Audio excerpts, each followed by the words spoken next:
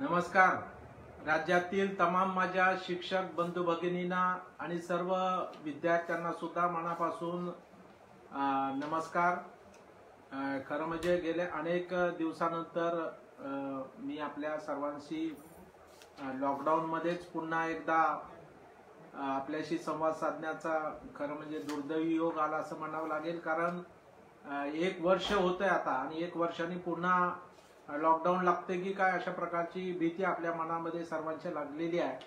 कारण कोरोनानं पुन्हा डोकं वर काढलेलं आहे आणि आपण पाहतोय रोज महाराष्ट्रामध्ये आकडा हा वाढत चाललेला आहे। त्यामुळे आम्हाला भीती वाटते आणि भीती याची वाटते की आता तोंडावरती आता 10वी आणि 12वी बोर्ड परीक्षा आहेत, विद्यापीठाच्या महाविद्यालयाच्या परीक्षा आहेत। त्यामुळे विद्यार्थ्यांच्या महत्त्वातील जो जीवनातील जो महत्त्वाचा टप्पा असतो तो आता 10वी आणि 12वी बोर्ड परीक्षा, त्यामुळं ती परीक्षा सुरळीत व्हावी या दृष्टिकोनातून सुद्धा आमचा सर्वांचा प्रयत्न आहे। आणि त्यासाठी राज्य मंडळ सदस्य म्हणून सुद्धा मी सूचना केलेल्या आहेत की बाबा सेंटरची संख्या वाढवली पाहिजे आणि त्या दृष्टिकोनातून संख्या वाढवली तर सोशल डिस्टन्सिंग ठेवून आपल्याला त्याच्यामध्ये परीक्षा घेता येईल। आणि त्यासाठी मी कालच मुंबईमध्ये मुख्यमंत्री, माननीय उपमुख्यमंत्री, शिक्षण मंत्री आणि आरोग्य मंत्री, त्याचबरोबर उच्च आणि तंत्र शिक्षण मंत्री यांची भेट घेतली आणि त्यांना विनंती केली की प्राधान्यानं विद्यापीठ असेल, SSC आणि HSC बोर्ड असतील, विभागीय मंडळ असतील, तिथले सर्व अधिकारी कर्मचारी असतील, विद्यापीठातले सर्व परीक्षेमध्ये काम करणारे अधिकारी प्राध्यापक शिक्षक असतील किंवा शाळेमध्ये आणि सेंटरमध्ये जे काय आता 10वी आणि 12वीला सगळा जो आमचा शिक्षक आणि कर्मचारी वर्ग परीक्षेसाठी लागणार आहे, या सगळ्यांची प्राधान्याने कोरोना टेस्ट होईलच, परंतु त्यांना लस दिली गेली पाहिजे। आणि यासाठी आपल्याकडे वेळ कमी आहे, तेव्हा याचं नियोजन राज्य सरकारनं ताबडतोब करावं अशी विनंती सुद्धा मी काल मुख्यमंत्री आणि संबंधित उच्च शिक्षण मंत्री आणि आरोग्य मंत्र्यांना सुद्धा केली। त्यांनी ताबडतोब माझ्या पत्रावर माहिती मागवलेली आहे। ही संख्या सगळी आली की निश्चितपणाने मुख्यमंत्र्यांनी सांगितलं की याचा आम्ही निर्णय घेऊ आणि लवकरच ही लस सुद्धा त्या ठिकाणी दिली जाईल। परंतु माझी आपल्याला या निमित्तानं सर्व शिक्षक बंधू भगिनींना विनंती आहे की मित्रांनो, आपण संकटात आहोत पण तरी सुद्धा आपण विद्यार्थी आपला केंद्रबिंदू आहे, विद्यार्थी आहे म्हणून आपण आहोत, विद्यार्थी आपलं दैवत आहे आणि म्हणून या विद्यार्थ्यांची 10वी 12वीची बोर्ड परीक्षा ही सुरळीत झाली पाहिजे या दृष्टिकोनातून तुम्ही आम्ही सगळे मिळून प्रयत्न करू आणि करावा ही सुद्धा विनंती मी या निमित्तानं करतो। विद्यापीठाच्या परीक्षा असतील, महाविद्यालयात होणाऱ्या परीक्षा असतील, त्या सुद्धा व्यवस्थित पार पाडाव्यात यासाठी आपण निश्चितपणाने काम करू। आज आपण या कोरोनामध्ये जर कुणाला चुकून आजार झाला तर होऊ नये, पण चुकून झाला तर त्यासाठी सुद्धा राज्य सरकारच्या माध्यमातून पाठपुरावा करून आपण ह्या कोरोना संसर्गाचा जी काही साथ आहे आणि त्याचा आजार झाला तर त्याचा 28 जे आपले रोग आहेत शासनानं जे काही त्याची यादी प्रसिद्धी केलेली आहे त्याच्यामध्ये याचा समावेश केलेला आहे। त्यामुळे वैद्यकीय प्रतिपूर्तीचा लाभ सुद्धा आपल्याला सप्टेंबर महिन्यापासून देण्याचं राज्य सरकारनं मान्य केलेला आहे। त्यामुळे त्याचाही फायदा आपल्याला होणार आहे। तो फायदा घेण्याची वेळ आपल्यावर येऊच नये अशी ईश्वरचरणी मी प्रार्थना करतो। पण चुकून काही घडलं तर निश्चित त्याच्यामध्ये सुद्धा शासन आपल्या सोबत मित्रांनो नक्की आहे। आता आपण विरामदान शाळांच्या प्रश्नाकडे त्या ठिकाणी मी वळतोय। खरं म्हणजे आज सकाळीच मी व्हॉट्सअपच्या माध्यमातून, मेसेजच्या माध्यमातून संपूर्ण राज्यातील शिक्षकांना विनंती केली होती की आपला काही विरामदानच्या बाबतीमध्ये प्रश्न असेल तर आपण व्हॉट्सअप करावा, त्याला आपल्याला नक्की मी या फेसबुकच्या माध्यमातून उत्तर देईल।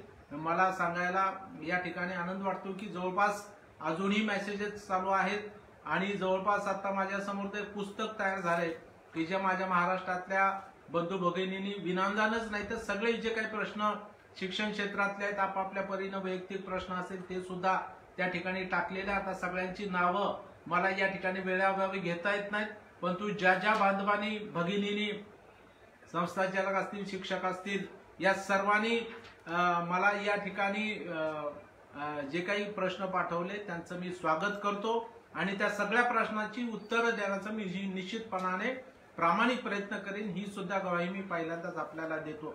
मित्रांनो, खरं म्हणजे गेल्या अधिवेशनात म्हणजे मार्च 20 मध्ये सुद्धा आपण प्रयत्न करून आपल्या आघाडी सरकारचं पहिलंच अर्थसंकल्पीय अधिवेशन होतं आणि त्याच्यामध्ये प्रयत्न करून आमचे नेते उपमुख्यमंत्री अर्थमंत्री अजितदादा पवार साहेबांनी मागच्या बजेटमध्ये पुरवणी मागण्यामध्ये या सर्व 20% नव्यानं अनुदान घेणारे आणि 20%हून पुढील टप्पा 20% वाढीव म्हणजे 40% वेतन अनुदान घेण्यासाठी आर्थिक तरतूद केलेली होती। 14 तारखेला आपल्याला या कोरोनामुळे अधिवेशन जे सुरू होतं ते मध्येच बंद करावं लागलं, आटोपतं घ्यावं लागलं। 14 तारखेला त्याचा समारोप झाला आणि हे निधी वितरण 31 तारखेच्या आत करणं गरजेचं होतं, परंतु 14 तारखेपासून लॉकडाऊन आणि 22 तारखेला संबंध देशामध्ये अचानक लॉकडाऊन झालं, जे की तुम्हाला कधी माहित नव्हतं, जो की आपल्याला हा कोरोना कधी आपण बघितलेला नव्हता, डॉक्टरांसाठी नवीन होता आणि त्यामुळे आपण सगळे घाबरून गेलो आणि परिणामी आपल्याला मुंबईला जाता आलं नाही। पण तरी सुद्धा फोनवरती माननीय अजितदादांशी बोलून वर्षाताईंशी बोलून आमचा प्रयत्न कसोशीनं सुरू होता की निधी वितरण व्हावं, परंतु दुर्दैवाने या कोरोना परिस्थितीमुळे ते निधी वितरण होऊ शकलं नाही। हा सगळा निधी सगळ्याच खात्याचा राज्य सरकारनं त्या कोविड-19च्या कामासाठी वळवला, कारण त्याला प्राधान्य देणं गरजेचं होतं। त्यामुळे मित्रांनो आपलं निधी वितरण झालं नाही, त्याबद्दल मी आपली दिलगिरी व्यक्त करतो, परंतु आम्ही थांबलो नाही, तेव्हापासून सातत्याने पाठपुरावा करत होतो। शेवटी त्याच्यामध्ये मंत्रिमंडळाच्या पुढे जावं लागलं, आपण सीएफ ऍडव्हान्स घेण्यासाठी सुद्धा विनंती झाली आपली। त्यानंतर मंत्रिमंडळाने एक उपसमिती सुद्धा माननीय ज्येष्ठ मंत्री नामदार बाळासाहेब थोरात साहेबांच्या अध्यक्षस्थानी नेमलेली होती, त्यांनी सुद्धा सकारात्मक अहवाल त्याच्यामध्ये त्या दिल्या। ज्या काही त्रुटी भाजप सरकारनं ज्या काही अटी लावलेल्या होत्या मध्ये जाचं, मग ते 10वीच्या 100% निकालाची अट असेल, 12वीची निकालाची असेल किंवा विद्यार्थिनींच्या संख्येची अट असेल, अशा जाचक अटी काढून टाकण्याचं सुद्धा काम आपण राज्य सरकारकडून मित्रांनो त्या ठिकाणी करून घेतलं आणि त्याच्यामध्ये वर्षाताई गायकवाड यांचा सुद्धा सहभाग त्याच्यामध्ये प्रयत्न आपल्याला लाभलेले आहेत, याचाही मी या ठिकाणी आवर्जून उल्लेख करीन। परंतु तरीही आपल्याला गेले वर्षभर झालं हे निधी वितरण होऊ शकलं नाही। 2 अधिवेशनं झाली, परंतु ते कोरोनामुळे अल्पावधीत अधिवेशन 2-2 दिवसाची झाली, परंतु त्याच्यामध्ये आपल्याला निधी वितरित झाला नाही। परंतु काल झालेल्या अर्थसंकल्पीय अधिवेशनात अगदी पहिल्याच दिवशी दादांनी शब्द दिला होता की आता तुम्हाला मी निधी देणार आहे आणि तुमचं वेतन त्या ठिकाणी होणार आहे। तेव्हा आपल्याला आता निधी वितरण झालं आणि गेले 2 आठवडे मुंबईमध्ये ठिय्या मांडून अगदी टेबल टू टेबल जाऊन त्या ठिकाणी प्रयत्न करून ते आमचं कर्तव्य आहे, ते आम्ही केलं म्हणजे आम्ही तुमच्यावर उपकार केला असं मी म्हणणार नाही, ते आमचं कर्तव्य आहे असं समजून मी स्वतः म्हणजे कधी कधी तर 2-2 दिवस अगदी सकाळी मंत्रालयात गेलं तर संध्याकाळी बाहेर पडणं, म्हणजे तिथं जेवायला सुद्धा बाबा तेवढा 1 तास बाहेर जाऊ नये, तेवढा वेळ आपला बाहेर जाऊ नये, अशा परिस्थितीमध्ये सुद्धा हे काम केलं आणि ते करणं गरजेचं होतं, कारण 31 तारखेच्या आत हा निधी शिक्षकांपर्यंत पोहोचणं गरजेचं होतं। त्यामुळे हा प्रयत्न आम्ही त्या ठिकाणी केला आणि हे निधी वितरण 17 मार्चला त्या ठिकाणी त्याचा शासन आदेश निर्गमित झालेला आहे। आता तो पैसा तो निधी आता आयुक्तांकडे आला, आयुक्ताकडून संचालकांकडे आला, संचालकांनी कालच प्राथमिकचा शासन आदेश काढला, आता माध्यमिकचा सुद्धा काल निघणार होता, परंतु संचालक महोदय हे नागपूरच्या दौऱ्यावर होते, त्यांच्याशी माझं बोलणं झालं, त्यांनी सांगितलं साहेब मी आलेल्या स्वाक्षरी करतो, सोमवारी त्याचाही निधी वितरण आदेश त्या ठिकाणी निघेल। मला त्याच्यामध्ये जी अडचण वाटत होती की आता 20%हून 40% जे वेतन घेणार आहेत त्यांचं रेग्युलर वेतन सुरू असल्यामुळं त्यांची काही अडचण येणार नाही, परंतु ज्यांना नव्याने 20% वेतन अनुदान द्यायचं आहे त्यांना पहिलीच पगार त्या ठिकाणी होणार आहे, तेव्हा त्यांच्या शाळा आयडी अजून त्या ठिकाणी शिक्षण उपसंचालकांनी दिलेला नाही, हे काम अपूर्ण आहे। त्याच्यामुळे मला भीती वाटत होती की यांचं कसं होणार, म्हणून मी ताबडतोब परत काल 1 दिवस त्या ठिकाणी माझा मुक्काम वाढवला आणि काल परत शिक्षण मंत्री शिक्षण सचिवांची भेट घेऊन या सगळ्या नव्याने 20% वेतन अनुदान घेणाऱ्या शिक्षक कर्मचाऱ्यांचं वेतन हे ऑफलाईन पद्धतीने करावं अशा प्रकारचं पत्र दिलं आणि ते पत्र आता पुढे गेलेलं आहे, वित्त विभागाची परवानगी घेऊन त्या पद्धतीनं मला वाटतं की हे ऑफलाईन वेतन आपलं होण्यासाठी सुद्धा निश्चितपणाने आदेश निघेल। मी शिक्षण संचालक महोदयांना सुद्धा बोललेलो आहे, दुर्दैवानं शिक्षण आयुक्त महोदय आपले पॉझिटिव्ह आलेले आहेत, त्यामुळे ते बिचारे आज कामावरती नाहीत, पण तरी सुद्धा ते आमच्या फोनला प्रतिसाद देतात आणि जे काही फोनवर असेल तर अडचणी त्या दूर करतात, तेव्हा त्यांनी सुद्धा हे निधी वितरण सुरळीतपणे संबंध राज्यामध्ये पोहोचेल आणि वेतन होतील अशा प्रकारची काळजी घेण्याचं आश्वासन दिलेलं आहे। त्यामुळे मित्रांनो आपापल्या सगळ्या माझी या निमित्तानं महाराष्ट्रातील शिक्षक कर्मचाऱ्यांना आव्हान आहे की आपापल्या शाळेतील वेतन देयक 1 नोव्हेंबर 20 पासून ते आतापर्यंत तयार करा स्वाक्षरी करून हे वेतन देयक तयार ठेवा आणि आदेश आल्याबरोबर ते त्या ठिकाणी सादर करा।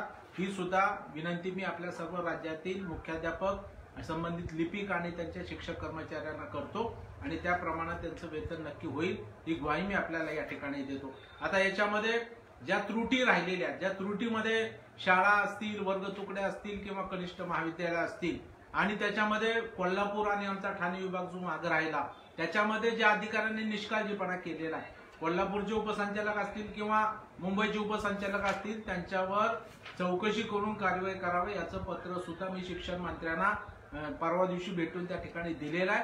कारण त्यांच्या चुकीमुळे, त्यांच्या निष्काळजीपणामुळे आज आमच्या ठाणे आणि मुंबई विभागातील शिक्षकांना मागे राहावं लागलं, नसता त्यांचाही या वेतनामध्ये समावेश झाला असता आणि त्यांचं सुद्धा वेतन मित्रांनो त्या ठिकाणी झालं असतं। परंतु दुर्दैवानं त्यांच्या हलगर्जीपणामुळे हे आज त्या ठिकाणी होऊ शकलेलं नाही। त्यामुळे त्यांची चौकशी करावी आणि त्यांच्यावर योग्य ती कारवाई, शासनानं कडक कारवाई करावी अशा प्रकारची मागणी सुद्धा मी त्या ठिकाणी केलेली आहे आणि निश्चितपणाने आम्ही सर्व आमदार म्हणून त्याचा पाठपुरावा नक्की करू आणि त्यांना सुद्धा काही निधी उपलब्ध होतोय का आणि त्यांचंही वेतन यांच्या बरोबर होतंय का यांचाही प्रयत्न चाललाय। परत मी सोमवारी मुंबईला जाऊन त्याचा पाठपुरावा नक्की त्या ठिकाणी करतो। ही सुद्धा ग्वाही मी आपल्याला या निमित्ताने या ठिकाणी देणार आहे। आता त्यातल्या ज्या त्रुटीमध्ये राहिलेल्या शाळा होत्या त्यांना आपण 1 महिन्याची मुदत राज्य शासनाने दिलेली होती, ती मुदत आता संपलेली आहे।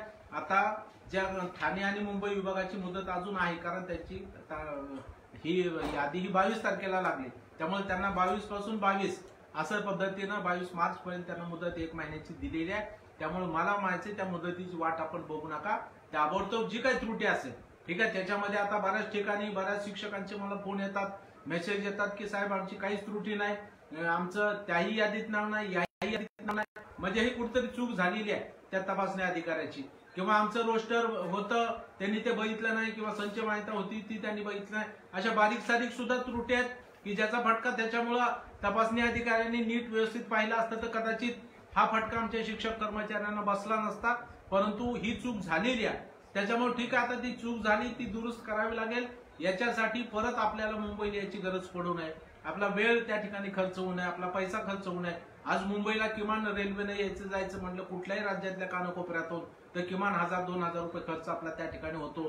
तिचं राहायचं कुठं, खायचं कुठं हे पुढचे प्रश्न आहेत आणि म्हणून मी माननीय शिक्षण मंत्री महोदयांनी विनंती केलेली होती की ताई आपण याच्यामध्ये विभागवार सुनावणी घेऊ, विभागवार टाइम टेबल आपण तयार करू आणि विभागालाच त्या ठिकाणी संबंधित शाळेचे मुख्याध्यापक असतील, लिपिक असतील किंवा ते काम पाहणारे कोणी कनिष्ठ महाविद्यालयाचे शिक्षक असतील त्यांनी त्या ठिकाणी दोघांनी फक्त, म्हणजे आता कोरोना असल्यामुळे तिथं गर्दी नको, त्यामुळे दोघांनी तिथं यावं आणि त्या ठिकाणी आपली जी काही त्रुटी असेल किंवा ती आपली समजा बारीक सारीक जरी त्रुटी असेल तर ती आपल्याला तिथं दाखवावी लागेल आणि ती तिथं दाखवावी आणि त्यांच्या समोरच त्यांचं निराकरण करावं आणि त्यांची शंका दूर करावी आणि तिथंच ती पात्र किंवा अपात्र काय तो निकाल तिथंच दिला पाहिजे। पुन्हा बघतो, पुन्हा या असं कुठलंही कारण त्या ठिकाणी त्या समितीचं राहू नये आणि ते हिअरिंग घेतल्या टाईप त्या ठिकाणी सुनावणी घेतल्या टाईप त्या ठिकाणी व्हावं आणि त्याचा निर्णय त्याच जागेवर त्याच दिवशी व्हावा या दृष्टिकोनातून नियोजन केलंय आणि त्याचा टाइम टेबल आता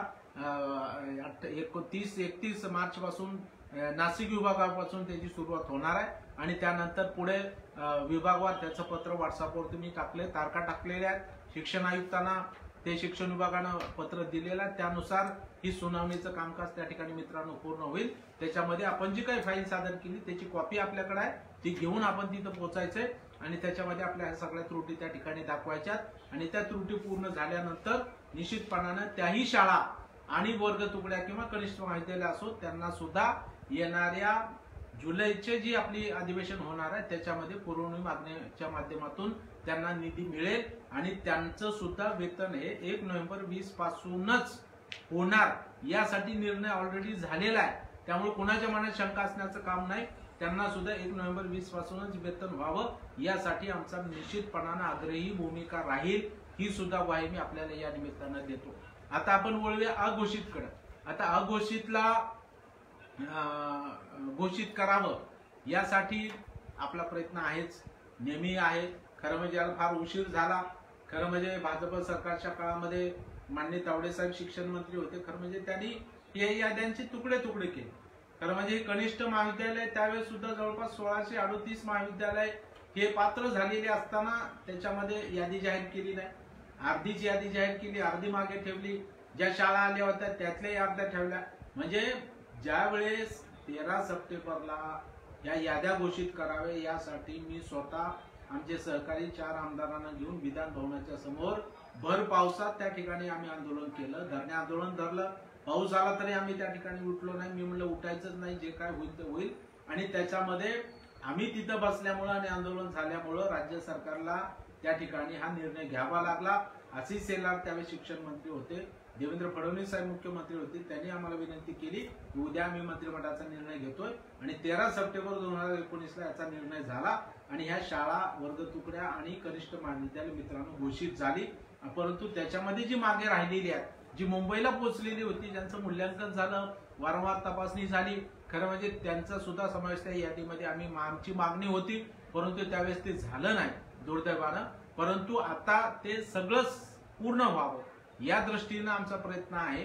म्हणून आता ज्या त्रुटीमध्ये शाळा आहेत किंवा ज्या अजूनही अर्ज केलेले नाहीत अशा शाळांना मागे 31 मार्च सुद्धा मुदत दिलेली होती, गेल्या वर्षी ती पण संपली, आता वर्ष झालं. पण अजून सुद्धा मला दुर्दैवाने सांगू वाटतंय की राज्यातल्या काही संस्था चालकांनी अजूनही पहिल्यांदा सुद्धा अनुदान मागणीसाठी अर्ज केलेला नाही. हे अत्यंत दुर्दैव आहे. म्हणजे अजूनही इतके वर्ष झालं आपल्याला मान्यता मिळून कायम शब्द काढून, पण तरी सुद्धा एकदाही ते मूल्यांकनासाठी समोर आले नाहीत. मला वाटतं आता ते मूल्यांकनाला समोर आले तर त्यांना अनुदान कधी मिळायचं, त्या शिक्षक कर्मचाऱ्यांचं वेतन कधी व्हायचं. म्हणजे ही किती मोठी पिळवणूक आमच्या त्या शिक्षक कर्मचाऱ्यांचे होते. आणि म्हणून त्यासाठी आता शिक्षण मंत्री महोदयांची जेव्हा ही बाब लक्षात आली तेव्हा त्यांनी आता निर्णय घेतला. 31 मे पर्यंत आता ज्या घोषित शाळा असतील, मग त्या प्राथमिक, माध्यमिक, उच्च माध्यमिक आणि सन 2012-13च्या नैसर्गिक वाढीच्या तुकड्या ह्या सगळ्याच, म्हणजे आता कायम शब्द काढलेली एकही प्राथमिक शाळा, माध्यमिक शाळा, उच्च माध्यमिक शाळा आणि 12-13ची वर्ग तुकडी अनुदानापासून वंचित राहता कामा नये. यासाठी या सगळ्यांना अनुदान द्यायचंय, या सगळ्यांना घोषित करायचंय. त्यासाठी आता हे सगळे प्रस्ताव पुण्याला पाठवलेले आहेत. आम्ही आयुक्तांना विनंती केली, संचालकांना विनंती केली. परत पुढच्या आठवड्यात जाऊन मी पुण्याला बसतोय आणि त्यांना सुद्धा तिथं एक वेळापत्रक तयार करून हे काम टाइम बॉन्ड, म्हणजे 31 मे जी तारीख दिली त्याच्यामध्ये हे सगळं काम पूर्ण व्हावं. जी काय माहिती, जी काही तक्ता वित्त विभागाने दिलेला आहे, जे काही 12-13 कॉलम आहेत त्याची सगळी माहिती ही आता प्रस्तावामध्ये आहे. आणि जर त्याच्यामध्ये काही माहिती मिळत नसेल तर संबंधित शाळांना फोन करून ती माहिती त्या ठिकाणी घेण्यात यावी. परंतु कुठल्याही परिस्थितीत हे प्रस्ताव जिल्हा स्तरावर किंवा विभागीय स्तरावर परत पाठवू नयेत हीच विनंती मित्रांनो आम्ही त्या ठिकाणी केलेली आहे. त्यामुळे त्याचा सुद्धा एक कालबद्ध कार्यक्रम ठरवून ह्या सगळ्या शाळा, वर्ग तुकड्या, कनिष्ठ महाविद्यालय आता घोषित करणं आणि त्यांना वेतन अनुदान देणं, यासाठी हे सगळं काम आम्ही नक्कीच पूर्ण करून घेऊ ही ग्वाही मी आपल्याला या निमित्ताने या ठिकाणी देतोय. आता त्रुटीमध्ये मुख्य अडचण संच मान्यता दुरुस्तीची आहे. अनेक शाळा ह्या संच मान्यतेमुळे अपात्र ठरलेल्या आहेत. म्हणजे जेव्हा मूल्यांकन केलं तेव्हा पट कमी होता, दुसऱ्या वर्षी पट वाढलेला आहे, किंवा मूल्यांकन केलं तेव्हा पट होता पण तो ज्यावेळेस पुन्हा तपासणी केली तेव्हा पट नव्हता. अशी काही उदाहरणं आहेत. तेव्हा त्यासाठी मित्रांनो आपल्याला 1 वर्षाचा निर्णय घेऊन चालणार नाही. तर तेव्हापासून आतापर्यंत पटसंख्या कधी कधी वाढली किंवा कधी वाढली, कधी निकषा प्रमाणात झाली याची तपासणी आता जी त्रुटीमध्ये होणार आहे त्याच्यामध्ये हे चित्र स्पष्ट होईल. आणि मग कुणाला 18-19 असेल, कुणाला 19-20 असेल, कुणाला 20-21 असेल किंवा कुणाला 17-18 असेल, ज्या ज्या वर्षी पटसंख्या वाढली त्या बाबतीतला निर्णय राज्य सरकारकडून आपल्याला करून घ्यावा लागेल. तरच ह्या सगळ्या शाळा अनुदान पात्र होतील. तेव्हा त्या दृष्टीनं सुद्धा आम्ही जे काही तपासणी अधिकारी आहेत त्यांना विनंती केली, तुम्ही वर्षवाईज पटसंख्येमुळे अडचणीत आलेल्या ज्या शाळा आहेत त्यांची एक वेगळी यादी करा आणि त्याचा निर्णय मग आपण राज्य सरकारकडे जाऊन त्या ठिकाणी निश्चितपणाने करू. तेव्हा आता रोस्टरचं काम तर सगळं राज्यभर बंद आहे, परंतु जेव्हा मूल्यांकन केलं तेव्हा आपलं रोस्टर तपासला असेल तर ते ग्राह्य धरावं या बाबतीत सुद्धा सरकारने निर्णय घेतला. तेव्हा त्याची काही फारशी अडचण त्या ठिकाणी येणार नाही. त्यामुळे मला असं वाटतं मित्रांनो आपल्या मनात कुठलीही शंका राहू नये आणि आपण कुठंही चक्रा मारू नका, कुठंही भेटू नका आणि कुणालाही कुणी आमिष दाखवलं तर त्याला बळी पडू नका. आता तुम्ही ह्या ठरलेल्या कार्यक्रम पत्रिकेनुसार आपली फाईल तयार ठेवा, तिथं जाऊन हे सगळे कागदपत्र आपण दाखवायचे आणि समोरच आपल्या ह्या त्रुटीतल्या शाळा पूर्ण करायच्या आणि पुण्याला ज्या गोष्टी आहेत त्या बाबतीमध्ये सुद्धा आपल्याला माहिती जाईल, त्यावेळेसच आपण त्या ठिकाणी यायचंय. आता कोरोना असल्यामुळे आपण बाहेर पडायच्या किंवा प्रवास करायच्या भानगडीमध्ये पडू नका.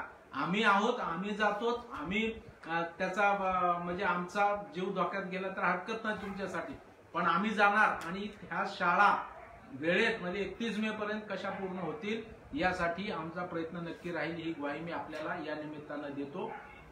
आता जे काही या ठिकाणी कनिष्ठ महाविद्यालयाचे वाढीव पदाचा प्रश्न आहे त्यासाठी सुद्धा आता काही माहिती अपूर्ण आहे ती संचालकाकडून मागवलेली आहे. ती आल्यानंतर हा प्रस्ताव हे मंत्रिमंडळाच्या पुढे जाईल आणि त्या सगळ्या वाढीव पदाला जी काही पदं आपली विभागत झालेली होती त्याच्या सहित त्याला मान्यता मिळण्याचं काम होणार आहे. आज IT विषयाला अनुदान द्यावं आणि जे काही अनुदानित कनिष्ठ महाविद्यालयामध्ये अतिरिक्त विषय दिलेले होते त्यांना सुद्धा अनुदान द्यावं, भूगोल वगैरे सारखे, तर त्याची माहिती राज्य सरकारने मागवावी अशी विनंती आम्ही केलेली आहे. त्याही बाबतीचा प्रश्न घेतोय.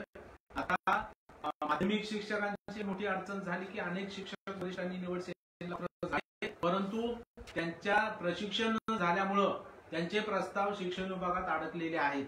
आता आम्ही मागे प्रयत्न करून या प्रशिक्षणाची आड काढून टाकण्याचा निर्णय माननीय वर्षाताई गायकवाडताईंनी घेतलेला होता, परंतु दुर्दैवानं त्याच्यामध्ये वित्त विभागामध्ये अडखळी आली आणि त्यांनी सांगितलं की हा निर्णय तसा आपल्याला सरसकट घेता येणार नाही, तुम्हाला प्रशिक्षण हे लावावंच लागणार आहे. त्याच्यामुळे त्याच्यामध्ये विचार होऊन आता परवाच MPSPच्या वतीनं एक पोर्टल तयार केलेला आहे आणि राज्यामध्ये कुठलाही शिक्षक आता ऑनलाईन हे ट्रेनिंग पूर्ण करू शकतो. 10 दिवसाचं ट्रेनिंग त्या ठिकाणी त्याचा कार्यक्रम तयार होतोय MPSPच्या माध्यमातून आणि त्या ठिकाणी महाराष्ट्र राज्याची शैक्षणिक परिषद आहे आपली त्यानुसार तिथून आपला हा कार्यक्रम तयार होईल आणि ऑनलाईन आपलं ट्रेनिंग 10 दिवसाचं होईल आणि त्याच्यानंतर हे ट्रेनिंग पूर्ण केल्यावर त्याला आपल्याला ऑनलाईनच हे सर्टिफिकेट जिथल्या ट्रेनिंग पूर्ण केल्याने मिळणार आहे. त्यामुळे ट्रेनिंगसाठी थांबायची गरज नाही, सर्टिफिकेटसाठी आपल्याला वेळ वाया जाणार नाही, चक्रा हेलपाटे मारायची गरज नाही.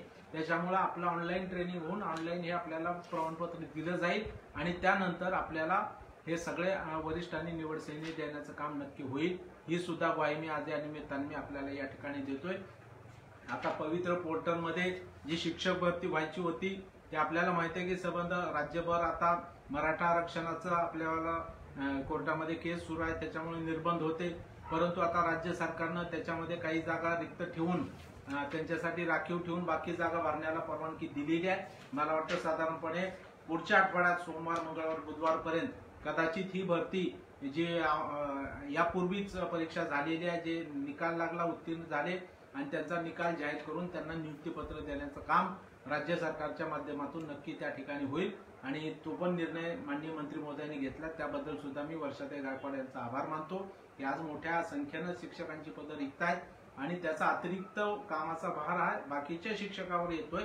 त्यामुळे विद्यार्थ्यांना शिकवायला अडचण येते, नव्हे तर गणित, इंग्रजी, विज्ञान सारखे विषय शिक्षक नसल्यामुळे सुद्धा फार मोठी अडचण झालेली आहे. त्यामुळे उर्वरित सर्व शिक्षकांची पदं सुद्धा भरली जावीत यासाठी सुद्धा आमचा राज्य शासनाकडे आग्रह आहे आणि नक्की मला वाटतं आगामी काळामध्ये ही पदं भरावी यासाठी आम्ही राज्य शासनाकडे प्रयत्न करतोय.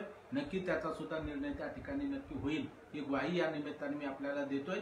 आता जे काही माझ्याकडे प्रश्न आले त्याच्यामध्ये एकच प्रश्न वारंवार अनेक शिक्षकांनी विचारलाय, अपंग समावेशित शिक्षक जवळपास 1358 शिक्षकांचा प्रस्ताव हा राज्य शासनाकडे गेलेला आहे. मध्यंतरी आम्ही बैठक सुद्धा मी स्वतः शिक्षण मंत्री महोदयाकडे घेतलेली होती आणि त्याच्यामध्ये सुद्धा शिक्षण मंत्री महोदयांनी त्याच्यामध्ये सकारात्मकता दाखवलेली आहे की निश्चितपणाने या लोकांनी काम केलं पाहिजे, तेव्हा यांना सेवेत घेण्याचा राज्य शासनाचा मानस आहे. मला वाटतं त्याच्यामध्ये काही कागदपत्राची पडताळणीचं काम सुरू होतं, ते आता संपलेलं आहे. तेव्हा लवकरच त्याबाबतला निर्णय राज्य शासनाने घ्यावा यासाठी सुद्धा आम्ही प्रयत्न करतोय. आज काही जिल्ह्यामध्ये नव्हे तर राज्यभर आता रेग्युलर जे काही आपलं वेतन आहे म्हणजे फेब्रुवारीचं वेतन मार्चमध्ये होत असतं, तर त्यासाठी अजून बजेट खाली आलेलं नाही, परंतु कालच मी मंत्रालयात होतो त्याचाही मी पाठपुरावा केला. पुढच्या आठवड्यामध्ये ही बजेट प्रत्येक जिल्ह्याला येईल आणि आपल्या रेग्युलर जे काही शिक्षक आहेत जे वेतन घेतात नियमितपणानं त्यांचं वेतन सुद्धा नक्की त्या ठिकाणी होईल ही ग्वाही मी आपल्याला या निमित्ताने या ठिकाणी देतो. खरं म्हणजे मित्रांनो, संपूर्ण देश संकट आहे. अनेक राज्यांनी आपण मी माहिती घेतली, अनेक राज्यांनी कर्मचाऱ्यांचे वेतन देऊ शकलेले नाहीत, परंतु सुदैवानं आपलं राज्य हे सक्षम राज्य आहे, आपलं सरकार सक्षम आहे आणि म्हणून आपल्या सरकारनं आपलं वेळोवेळी वेतन सुरू ठेवलेलं आहे. म्हणजे आतापर्यंत कधी वर्ष झालं तरी कुणाही शिक्षकाचा असो किंवा सरकारी कुठल्याही कर्मचाऱ्याचा असो कुणाचंही वेतन सरकारनं थांबवलेलं नाही. मग ते काम आहेत का नाही तुम्ही हे काही सरकारनं पाहिलेलं नाही, परंतु संकट आहे आणि सरकार तुमच्या पाठीमागे ठामपणे उभं राहतंय. ही भूमिका आपल्या राज्य सरकारने घेतलेली आहे. त्यामुळे मी माननीय मुख्यमंत्री उद्धवसाहेब ठाकरे असतील, उपमुख्यमंत्री अजितदादा पवार असतील किंवा आपल्या शिक्षण मंत्री वर्षाताई गायकवाड असतील किंवा उच्च व तंत्र शिक्षण मंत्री नामदार उदय सामंत असतील किंवा आपले आरोग्य मंत्री राजेजी टोपे साहेब असतील, या सर्वांचं मनापासून आभार व्यक्त करील की त्याने अतिशय चांगलं काम या संपूर्ण कोरोनाच्या काळामध्ये केलेलं आहे. खरं म्हणजे गृहमंत्र्यांचं सुद्धा विशेष अभिनंदन मी करतो की ते स्वतः प्रत्येक जिल्ह्यामध्ये जाऊन त्यांनी आढावा घेतला, बैठका घेतल्या, स्वतः फिरलेल्या आहेत आणि त्यांनी सुद्धा कोरोना काळामध्ये चांगलं काम केलं. मला वाटतं मी या निमित्तानं ईश्वरचरणी प्रार्थना करेल की बाबा ही कोरोना आमच्या राज्यातून त्याला हद्दपार कर, देशातून हद्दपार कर, नव्हे तर जगातून हद्दपार कर आणि या संकटापासून आम्हाला दूर कर. कारण आज रुग्णसंख्या तर वाढतेच, परंतु आरोग्य यंत्रणेवर, पोलीस यंत्रणेवर जो ताण येतोय तो फार मोठा ताण आहे. आणि आज आपल्याला लसीकरण सुद्धा त्या ठिकाणी चालू आहे. तोही कार्यक्रम एका बाजूला आहे, दुसऱ्या बाजूला आलेल्या रुग्णाला तपासणं आणि त्यांचा प्राण वाचवणं हे सुद्धा एक जिकिरीचं काम आपल्या राज्य सरकारच्या पुढे आहे. पण मला वाटतं त्याच्यामध्ये सुद्धा आपलं सरकार निश्चितपणाने चांगली भूमिका घेऊन त्या ठिकाणी काम करतंय. तेव्हा निश्चितपणाने या सगळ्या संकटामध्ये आपलं सुद्धा शिक्षक बांधवांना मोठं योगदान आहे. आज सर्वेक्षणाचं काम शाळाबाह्य विद्यार्थ्यांच्या राज्यामध्ये सुरू आहे, परंतु आम्ही यंत्रणेला विनंती केली की आमच्या शिक्षकांना पहिल्यांदा संरक्षण द्या आणि मग त्यांना तुम्ही त्या कामावरती लावा. आज कोरोनाच्या संरक्षणासाठी आमच्या शिक्षकांचा उपयोग करून घेतला जातो. परंतु मित्रांनो, माझी या निमित्तानं सरकारला विनंती आम्ही केलेलीच आहे आणि अजूनही करतो की कुठलंही राष्ट्रीय काम असो आम्ही ते करूच, परंतु ज्या पद्धतीने तुम्ही दुसऱ्या कर्मचाऱ्यांना, अधिकाऱ्यांना संरक्षण देता तेच संरक्षण आम्हाला वेगळं काही नको. जे त्यांना तुम्ही 50 लाखाचा विमा कवच दिलेला आहे ते विमा कवच आम्हाला त्या ठिकाणी शिक्षकांना मिळालं पाहिजे. आम्ही त्याच्यामध्ये जरूरपणाने आपण द्याल ती कामाची भूमिका आम्ही बजावू, परंतु पहिल्यांदा तुम्ही पूर्ण शासकीय यंत्रणेचा वापर करा आणि गरज पडली तर आमचा वापर करा. परंतु सरसगट उठसूट कुठलंही काम आलं की शिक्षकाला कामाला लाव हे काही मला वाटतं बरोबर नाही, ते चुकीचं आहे. आणि मग राज्य सरकारकडे आम्ही त्यासाठी सुद्धा माझा प्रयत्न मित्रांनो सुरू आहे. आता मी जवळपास आपल्या सगळ्या प्रश्नाची उत्तर देण्याचा प्रयत्न केलेला आहे. अजूनही आपल्या काही मनामध्ये शंका असतील, ठीक आहे, याच्यामध्ये उशीर झाला, त्याच्यामध्ये काही आमच्या जवळपास 28-29 शिक्षकांना प्राण गमवावे लागले, कुणी आत्महत्या केली, कुणाचा अपघातामुळे मृत्यू झालेला आहे, घरच्या अडचणीमुळे काही बांधव सोडून, भगिनी सुद्धा सोडून गेलेल्या आहेत. मी त्या सर्वांच्या प्रती या ठिकाणी आदरभाव व्यक्त करतो. त्यांना माझी मनापासून हृदयपूर्वक श्रद्धांजली अर्पण करतो. खरं म्हणजे हे पुरोगामी महाराष्ट्राच्या दृष्टीनं चांगलं नाही, ते दुर्दैवीच आहे. परंतु शेवटी आता नाविलाज झाला, आपण प्रयत्न करत होतो, आपण कुठं कमी पडलेलो नाहीत. परंतु शेवटी मी वारंवार सांगत होतो की आमचं शासन येऊ द्या, आम्ही प्रचलित धोरण आणण्याचं काम करू, आम्ही 100% वेतन देण्याचं काम त्या ठिकाणी आमचं सरकार करेल. निश्चितपणाने मित्रांनो तो निर्णय आम्ही भविष्य काळामध्ये लवकरच करणार आहोत. परंतु आता हे संकट समोर असल्यामुळं आर्थिक टंचाईला मोठ्या प्रमाणात आपल्या राज्य सरकारला तोंड द्यावं लागतंय. तुम्हाला मला माहित आहे, आज रेस्टॉरंट बंद आहेत, आज एसटी आपली बंद आहे, आज आपली रेल्वे त्या ठिकाणी सुरू असली तरी त्याचं उत्पन्न किती बुडतंय हे आपण पाहतो. म्हणजे आर्थिक इतकं प्रचंड नुकसान गेल्या वर्षभरामध्ये, ही सगळी जी आर्थिक परिस्थिती आहे ती अत्यंत कोलमडलेली आहे, हे आपल्याला दिसून येत नाही. माझ्या बांधव भगिनीच्या हजारो नोकऱ्या आज त्या ठिकाणी गेलेल्या आहेत, अनेक कंपन्या बंद पडलेल्या आहेत, अनेक कंपन्या वर्क फ्रॉम होम त्या ठिकाणी सुरू आहेत आणि हे फार मोठं न दिसणारं संकट. अनेक कामगार आज त्यांना काम सोडून जावं लागलेलं आहे. हे सगळं अतिशय मोठं संकट आहे, पण तरी सुद्धा प्राधान्य हे आपल्या जीवाला आहे. आपला जीव वाचला पाहिजे आणि म्हणून साठी सरकार त्यासाठी प्रयत्न करतंय.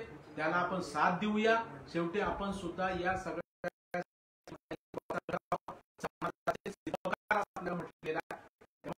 या संकटावर मात करण्यासाठी तुम्ही आम्ही सगळे मिळून प्रयत्न करू. आपल्या विद्यार्थ्यांना सुरक्षित ठेवू, आपल्या विद्यार्थ्यांच्या परीक्षा सुरक्षितपणे त्या ठिकाणी घेऊ. तुमच्या हक्कासाठी, तुमच्या न्यायासाठी लढण्यासाठी तुम्ही आम्हाला निवडून दिले. निश्चितपणाने मनाच्या अगदी बेंबीच्या देठापासून आम्ही त्या ठिकाणी निश्चितपणाने प्रयत्न करू. ही ग्वाही पुन्हा एकदा मी आपल्याला या ठिकाणी देतो. खरं म्हणजे मध्ये आझाद मैदानावर इतके दिवस जवळपास 1 महिन्याच्या वर आंदोलन आमचे शिक्षक बांधव भगिनींनी केलं. हजारो शिक्षक त्या ठिकाणी आलेले होते आणि त्यांना मी विनंती केली होती की आता मी तुमच्याकडे येणार नाही. का येणार नाही? कारण वारंवार तुमच्याकडे येऊन काय आश्वासन द्यायचं. अजून शासन निर्णय निघालेला नाही, अजून शासनाने निर्णय घेतलेला नाही. त्यामुळं एक राज्य सरकारमधला सत्तेतला आमदार म्हणून माझ्या बुद्धीला ते पटत नव्हतं. म्हणून मी त्या सर्व शिक्षक